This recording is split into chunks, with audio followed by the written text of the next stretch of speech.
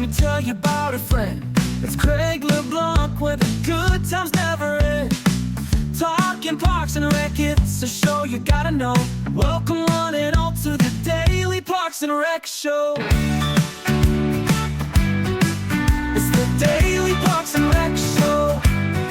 Programs that we bring to people, and that's the key, bringing them to people, forms a larger community. Suddenly it's not an isolated community, but you feel connected to that larger outside. Like, hey, there's more than this street I grew up on.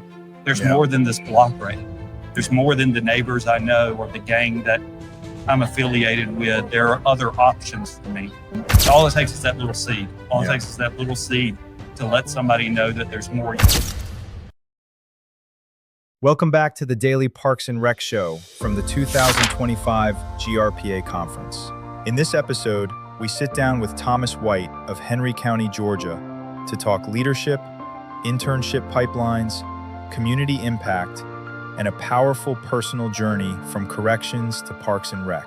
This is a conversation about building people, strengthening communities, and planting seeds that change lives.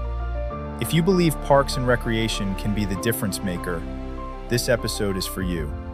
Let's dive in. Get the camera. All right, we are live again. This is Craig LeBlanc, the Daily Parks and Rec Show. I have a close friend now, I consider Thomas. He has actually motivated me and pushed me to, that this is going out to. Oh, whoa, what just happened? How did it do that? That was special. I've never done that before. Wow. I didn't know that was a thing. Me neither. Okay. All right. We discovered I'm so glad I discovered that with you. Right. So I was actually discovered interns through you, and I saw you just keeping wave after wave of interns coming into Henry County. And these aren't just interns that you just like work like little indentured servants. You like give them true leadership stuff to do, and to where they have like red meat to chew on during their time with Henry County. And I have a broad category of what I consider an intern. They may not have had the title intern, but I bring them in whatever position I have open and then try to help develop them and really push them up. In fact, you're going to meet a couple of them Friday. I believe you have an episode with them. Fantastic. Yeah. And so I could only stay in your presence and Henry County, Georgia's presence, working with them to create the rec room for so long before I'm like, okay, I have to get an intern or a couple of interns. And then you told me how many interns y'all push through your department. And so aspirationally, we did get Michael Moreau from Pennsylvania, Philadelphia area. He came on 2 weeks ago, and now I have an interview with our second intern. Nice. And so our goal is to have 4 interns every semester. Wow. Okay. 3 times a year. So hopefully we can produce 12 interns a year that can learn how to produce content for this industry. And then now we have a pipeline of interns that you're going to be beating us with interns.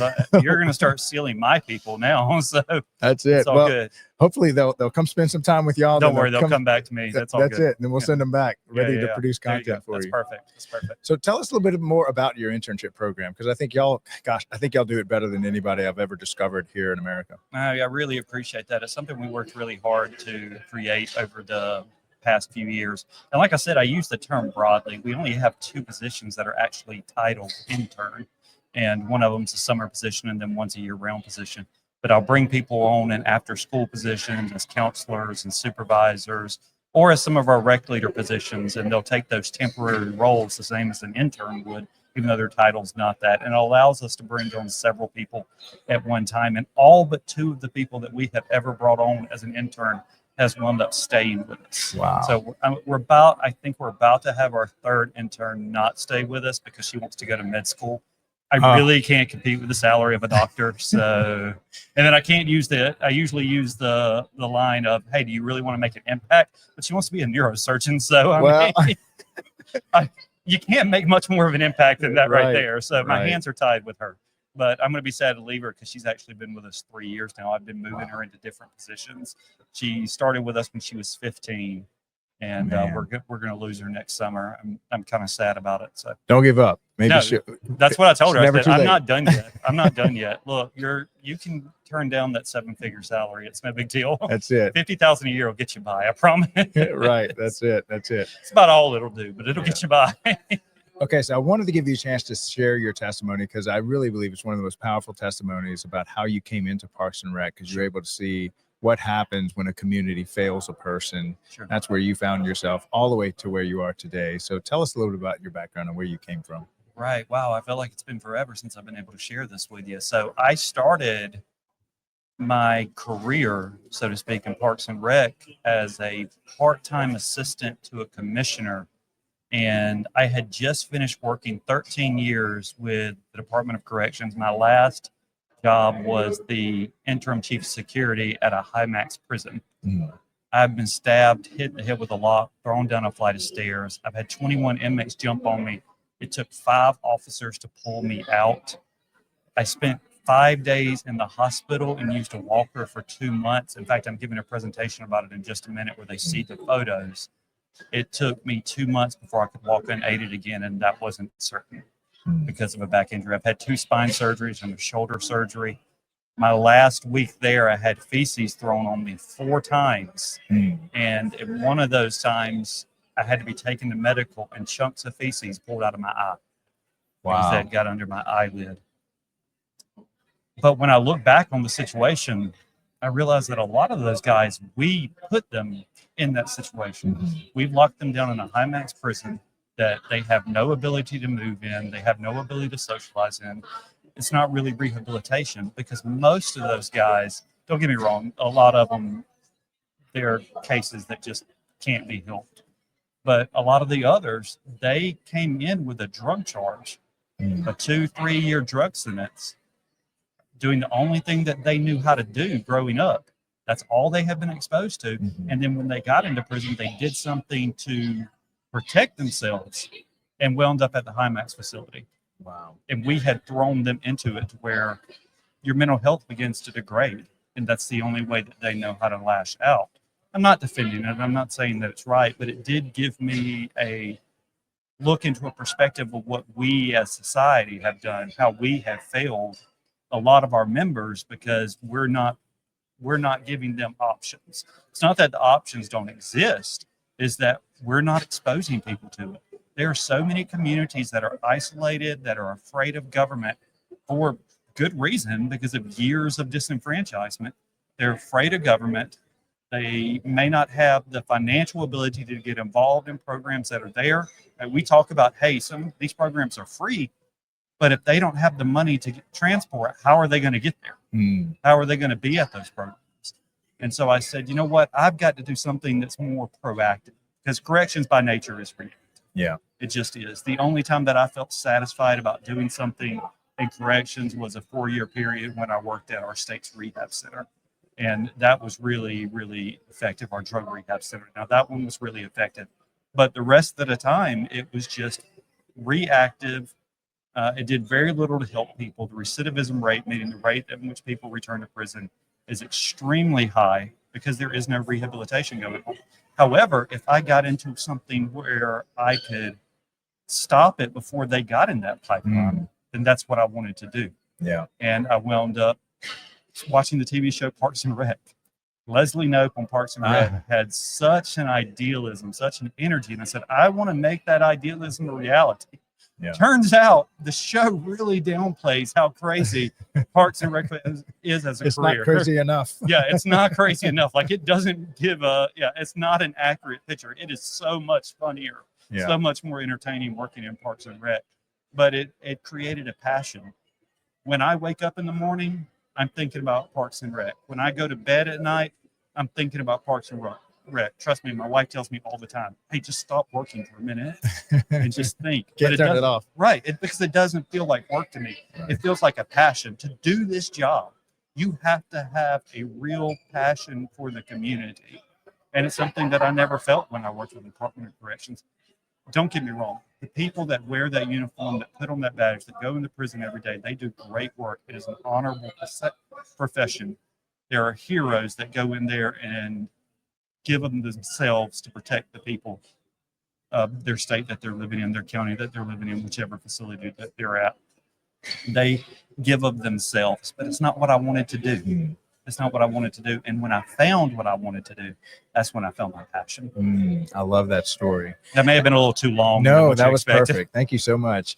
And like you said, that, you know, corrections, police, fire, even healthcare, it's a lot of times that's just signs of an unhealthy body. It is. That, you know, you've spent years eating terrible food, not working out, and then you wonder why you end up in a hospital. Same thing that corrections. It's like almost everything has gone wrong in this person's life. Right. And so what does Parks and Rec do to try to have a healthy community so that we can prevent this from ever happening? Well, you just said the word right there. It's community. So many people cannot get involved, cannot see those opportunities that do exist because they're part of an isolated community. It's a community that they don't go outside that area that they lived all their life. I can't tell you the number of kids that have lived in inner city Atlanta and have never left the perimeter. Have never left the perimeter of the city. And I'm talking about up into high school. My wife was a teacher, and she used to tell me stories about kids that were 8, 9 years old, had never been outside of the city limits of Atlanta. Wow. Because they didn't have the resources to go out. So one of the things that Parks and Rec has the ability to do is to go in those communities. There's an inherent distrust often with government, especially when it comes to public safety, which is the most visible arm of our government. And it's a cyclical effect. It continues to get worse. It doesn't get better. But Parks and Rec, people can go in, that work in Parks and Rec, can go into communities because it's not really looked at as government. Yes, people understand that it's government, but they just want their kids to have fun with the games they're playing, the baseball, the football, the basketball. They just want their kids to have fun. So we're able to get in that community where other branches of government are not, other agencies in government are not able to do. And so we're the programs that we bring to people, and that's the key, bringing them to people forms a larger community. Suddenly it's not an isolated community, but you feel connected to that larger outside, like, hey, there's more than the street I grew up on. There's more than this block right here. There's more than the neighbors I know or the gang that I'm affiliated with. There are other options for me. And all it takes is that little seed. All it takes is that little seed to let somebody know that there's more. You know, you hear about the story of the ignorance is bliss. Ignorance is bliss. The man, the book, The Pearl. And in the book, The Pearl, the man thought his life was great. He thought his life was great until he found this perfect, lustrous pearl. And when he found this pearl, it was so valuable. It opened up so much for him that suddenly he was dissatisfied with the life that he had lived because he realized that there was a larger world. Parks and Rec has the ability to be that pearl. Now, the moral of the book, The Pearl, was that ignorance is bliss. So think opposite of that, but we have the ability to open those channels to people, open that view for people. Fantastic. Okay, so before I let you go, I want to give you a chance to brag on Henry County, Georgia, what it's like working there, because after working with y'all, making the Rec Room podcast, which, by the way, every second Wednesday of the month, we do. Next week. That's right, at 1:30 p.m. Eastern. Every Wednesday, we co-host with Henry County, Georgia, Create the Rec Room.